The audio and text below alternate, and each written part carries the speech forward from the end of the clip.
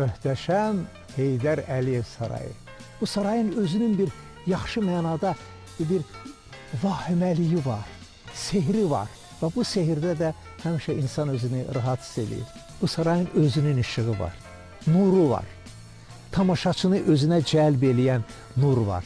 Hər bir Azərbaycanlı üçün Heydər Əliyev sarayı doğmadır.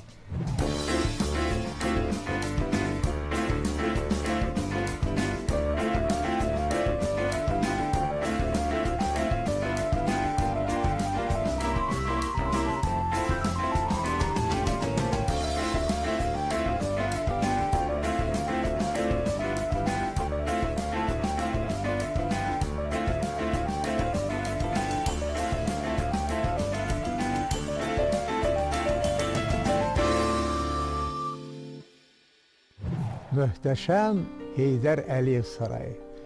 Bu sarayla bilavasitə mən həm iştirakım, həm birinci kərəm buradan əsl mənada çıxış eləməyim 1974-cü il mayın 31-i yadıma gəlir. Onda Azərbaycan teatrının 100 illik yubileyi keçirilirdi və zalda da ulu öndərimiz Heydər Əliyev 11-ci sırada əyləşmişdi və tamaşa eləyirdi. Və demək olar ki, o yubiley gecəsi çox möhtəşəm keçdi. Və bu saray istər-istəməz hər bir yaradıcı adamın taleyində, bax o səhnəyə daxil olursan, orada özündə məsuliyyət hiss edirsən. Bu sarayın özünün bir yaxşı mənada bir vahiməliyi var, sehri var. Və bu sehirdə də həmişə insan özünü rahat hiss edir. Sonraki illərdə Azərbaycan kinosunun 100 illik münasibəti ilə burada yenə də böyük bir tədbir keçirildi və o tədbirdə çox bir maraqlı idi ki, Cahangir Asanoğlu belə bir gözəl monoloq yazmışdı. O monoloq nədən ibarətdir? Nə qədər ki, o günə qədər Azərbaycan filmləri vardı, onların adları ilə birlikdə, ancaq artıq söz yox idi. Filmlərin adları ilə elə yüksək səviyyədə yumoristik monoloq yazmışdı ki, və bilavasitə elə oldu ki, mənim taleyimə qismət oldu ki, o monoloq demək. İnanın ki, o monoloq elə heyrətə gətirdi zalı, yüksək səviyyədə. Ondan sonra deyim, illərlə keçdi ki, o monoloq haqqında danışırdılar ki, o filmlərin adını necə bir-birinə uyğunlaşdırıb, ondan bir yumoristik monoloq yaratmaq olar. Və ondan belə mən sizə deyim ki, Heydər Əliyev sarayında yumoristik konsertlər və burada bir afişa var idi həmişə və ayda bir 3 dəfə o konsertlər gedirdi və afişa belə idi. Mahnı, yumor, rəqs. İnanın ki, zalda həmişə anşlaq olurdu.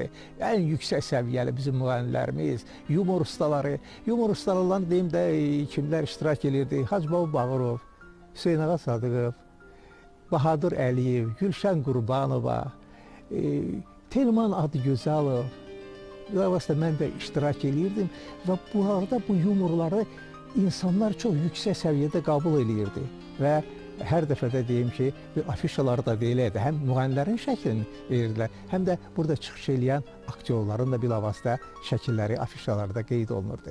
Və o günlər mənim bu günə kimi yadımdadır. Çünki çox belə gözəl günlər idi, tamaşaçılarla görüş idi. Bəzən elə olurdu ki, bilirsiniz, mən Akademiya Milli Dram Teatrında işləyirdim. Orada elə idi ki, 7-də başlayırdı tamaşa, burada 8-də. İndi elə idi ki, 7-də başlayanda 9 üçün qutarırdı tamaşa. Amma burada axı yumor gedirdi, mahnı gedirdi, rəqs gedirdi. Sonra yumor olurdu.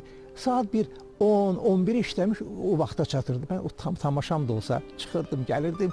Elə bilginə ki, bura gələndə elə bir tamaşa oynamamışam. Yeni bir qüvvə ilə, ləzzətlə çıxırdım, çıxış edirdim və tamaşaçılar da alqışlayırdı. Bir at aldım, hər yana çapdım, gəl alım, maralım, dil bilməz. Axır gəlib səni tapdım, gəl alım, maralım, dil bilməz. Aman aman, oy, qaşı kaman, oy, gəl alım, maralım, dil bilməz. Aman aman, oy, qaşı kaman, oy, gəl alım, maralım, dil bilməz.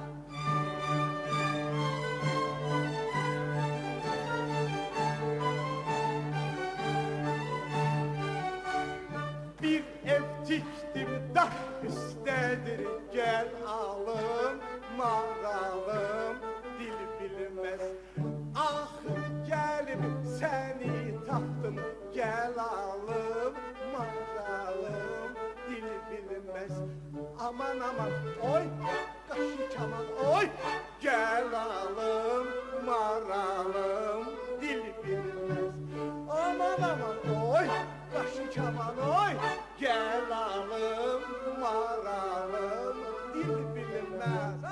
mən qeyd edeyim ki, o dövrdə Kərim Kərimov buranın direktoru idi. Gülçöhrə Şəfiyeva baş rejissordur və buranın baş redaktoru və bunların hamısını təşkil eləyənlərin də bir nümayəndəsi Cahangir Aslanoğlu idi ki, o həm yumoru yazırdı, özü qeyd edir, həm də məşqlərdə iştirak edirdi. İndi təsəvvür edin ki, o dövrdə ki, Ulu öndərimiz Mozalana qarşı çox gözəl münasibəti var idi. İndi belə idi. İndi deyirlər ki, çıxış eləyir. Onda elə idi ki, o illərdə mənim soyadım gedirdi, İlham Əhmədov gedirdi. İndi sonrası bilirsiniz ki, atam dünyasını dəyişəndən sonra İlham Namik Kəmal ondan sonra bugünə kimi qeyd olunur. Və deyir də İlham Əhmədov. Mən deyən kimi ekranda mənim mozalanlarımdan biri gedirdi. Təsəvvür edin ki, tamaşaçılar da gözləmirlər ki, birdən filmdə, yəni burada hər bir şərait vardı ki, Mozalanın yumoristik sujeti gedirdi. Ondan sonra çıxıram, bir-iki dənə monoloq deyirəm.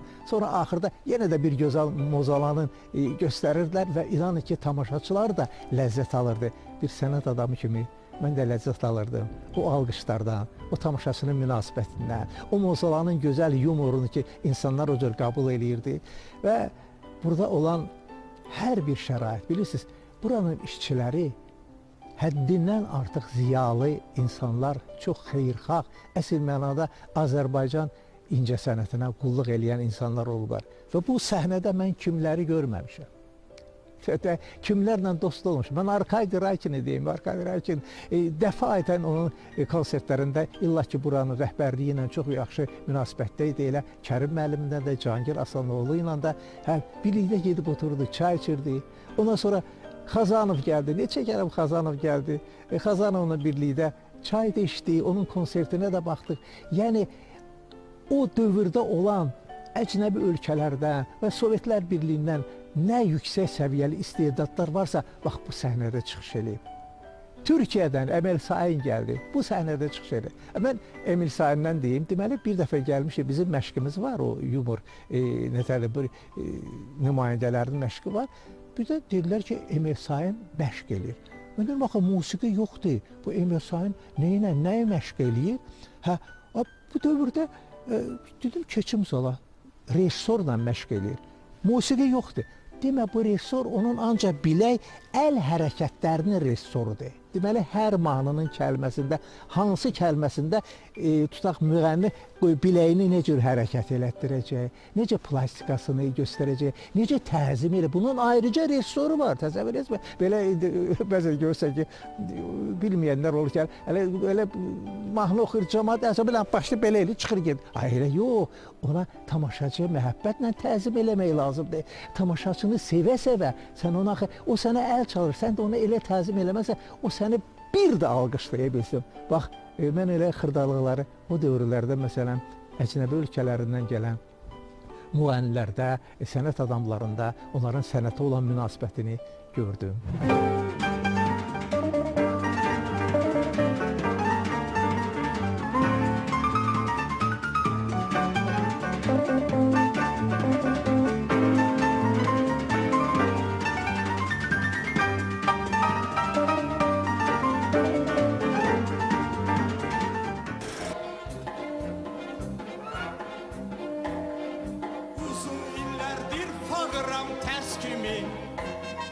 Gətirmədi çox sınadımı bəxtimi, hayıf məndən bu zavallı bəbirli, ona görə olub fağır səbirli.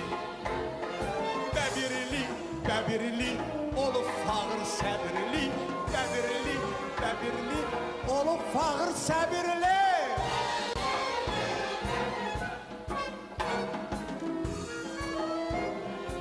Aylar illər ötdü, mən doldum yaşa, öz ömrümü sərf elədim qardeşə. Çıraq oldun qardeşin üçün bəbirli, sədaqətli, cəsarətli, təbirli. Bəbirli, bəbirli, olub fağır səbirli, bəbirli, bəbirli, olub fağır səbirli.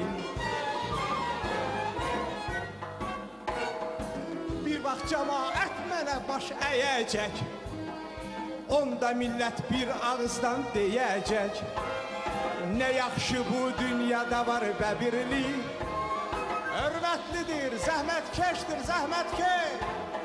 Bəbirli, bəbirli olub fağır səbirli, bəbirli, bəbirli olub fağır səbirli.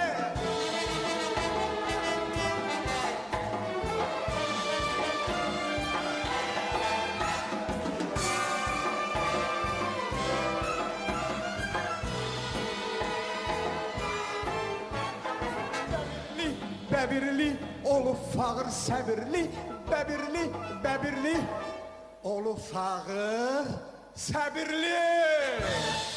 Bu səhnədə tamaşalar da olub. Mən indi də xatırlayıram. Deməli, Hüseyn Ağa Atakişiyevin Gənclər Teatrında hazırladığı Rəhmən Əlizadənin eyni adlı Dadaşbala əməliyyatı bu səhnədə 6 dəfə nümayiş olub. Təsəvvür edin ki, Dadaşbala əməliyyatı bilib komik bir tragikomik əsərdir.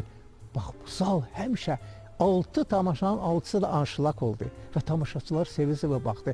Bilirsiniz, həm bu səhnənin özünün nətər deyərlər möhtəşəmliyi, həm də tamaşaçıların münasibəti Dadaşbala əməliyyatını Azərbaycanda məşhur elədi. Ondan sonra Musiqili Komediya Teatrında Həsən Ağa Qurbanovla Bilavasovun operettası vardı. O da Cahangir Aslanovla birlikdə yazmışdı. Qarğa məndə qoz var. Burada premyerası oldu, təsəvvür edin. Möhtəşəm Heydər Əliyev sarayında tamaşa premyerası oldu və necə yüksək səviyyədə keçdi. Yəni bilirsiniz, Heydər Əliyev sarayı, bu saray həm konsertlər üçün, həm yumorlu tamaşalar üçün, həm yüksək səviyyəli əcnəbi ölkələrdən gələn böyük sənətkarların nətər deyərlər öhdəsinə verilmiş. Bax, burada nümayiş olunurdu.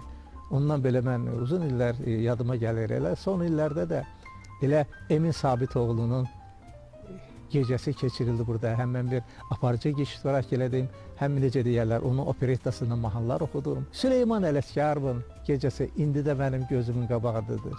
Ondan belə Rauf Hacıyevin yüksək səviyyəli gecəsi, yadımdadır, yüksək səviyyəli. Yəni bunlar bilavasitə tamaşaçına nətər deyərlər bir qida verirdi və bu sarayın özünün əsl mənada elə bir ki, burada bir necə deyim, elə ilğım var ki, insanlar özünə çəkir. Bu da bəlkə də Ulu Öndər Heydər Əliyevin şüasıdır. Onun əsl mənada tamaşaçıları sevməsidir. Onu qeyd eləmədim mən, bilirsiniz.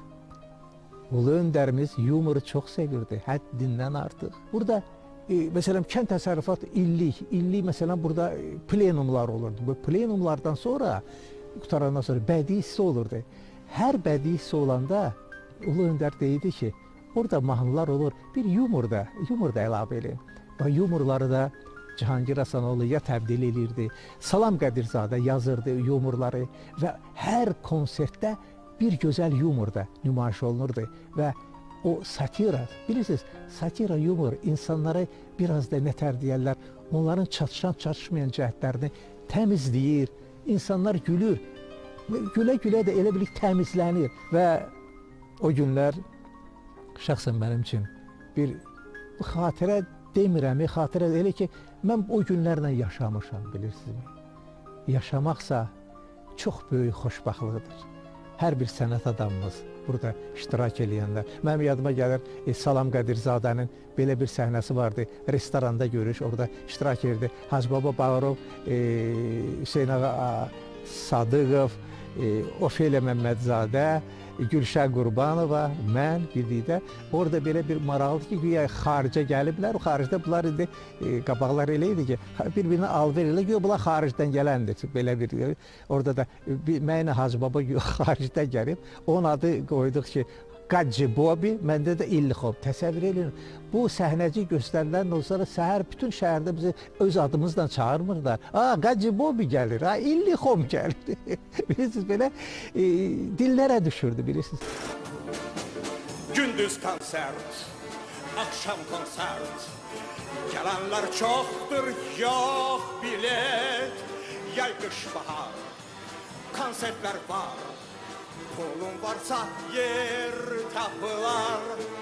Gündüz konsert, akşam konsert, gələnlər çoxdur, yox bilet, yay qış bahar, konsertlər var.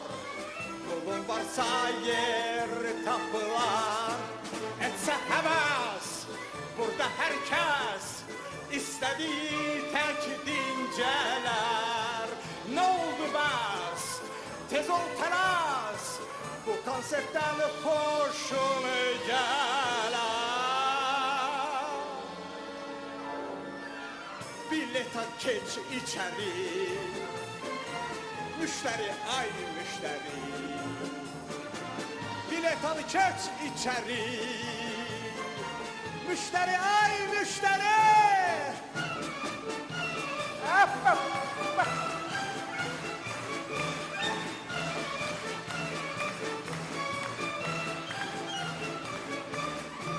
Rəqqasalar, müğənnilər, qastıralar hər ay gələr. Yerimiz az, belə olmaz, hər kəs gəlir eyləyinə. Rəqqasalar, müğənnilər, qastıralar hər ay gələr. Yerimiz az, belə olmaz, hər kəs gəlir eyləyinə. Etsə həvəs, burada hər kəs istədiyi tək dincələr. Nə oldu bəs? Tez ol tələs, bu konsertdən xoşun gələr. Bilet al keç içəri, müştəri ay müştəri. Bilet al keç içəri, müştəri ay müştəri.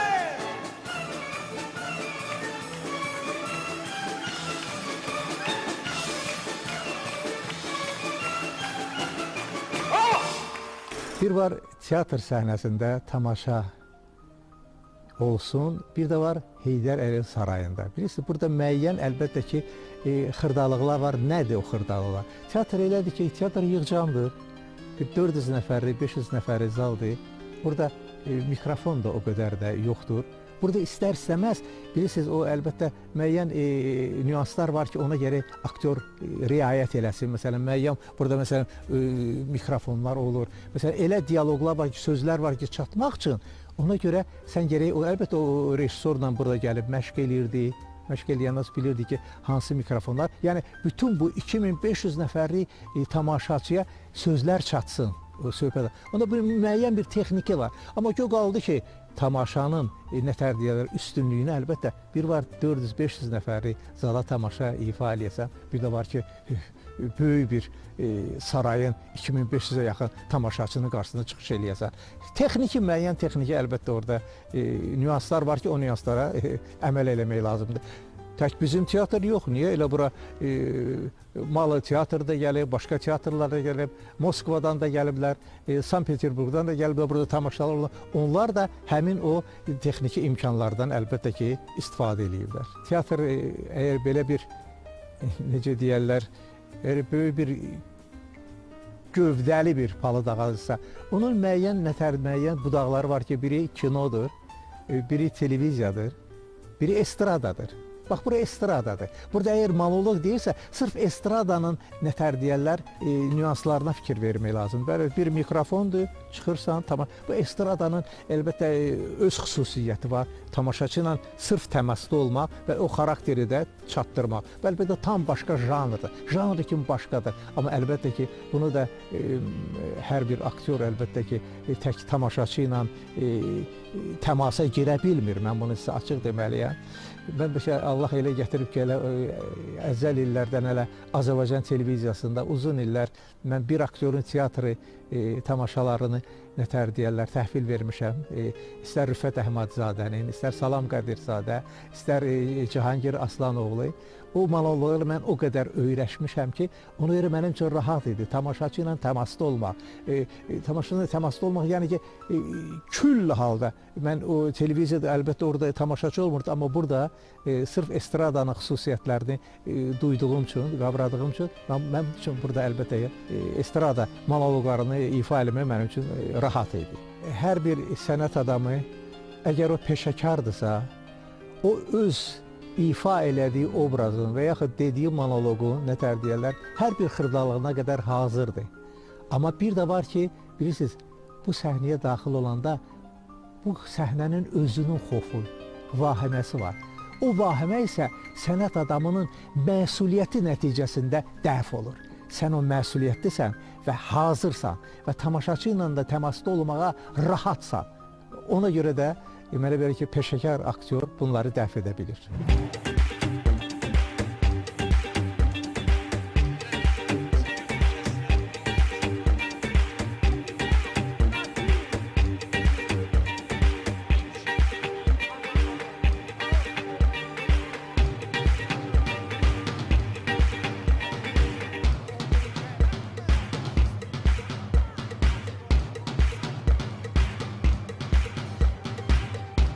Mən dönə-dönə, bax bu zalda əyləşmişəm. İstər dostlarımın həm tamaşalarına, həm yubileylərinə və yaxud bizim böyük müğənnilərimizin yüksək səviyyəli konsertlərinə bu zalda oturub tamaşa eləmişəm. Bu zalda oturmağın özü də böyük ləzzətdir. Doğrudan ləzzətdir ki, o türlüsü səhnə geniş, zalda olan insanlar hamısı elə bilginən ki, ləzzətlə gəlib burada ləzzət alır. Bəli, bilirsinizmi? Hər bir sənət adamı tutaq ki, səhnədə əgər o dediyi sözdür, mahnıdan və yaxud bu monoloqdan ləzzət alırsa, o tamaşaçı da ləzzət alır və tamaşaçı da ondan ləzzət alır. Burada iki tərəflidir, münasibət iki tərəflidir.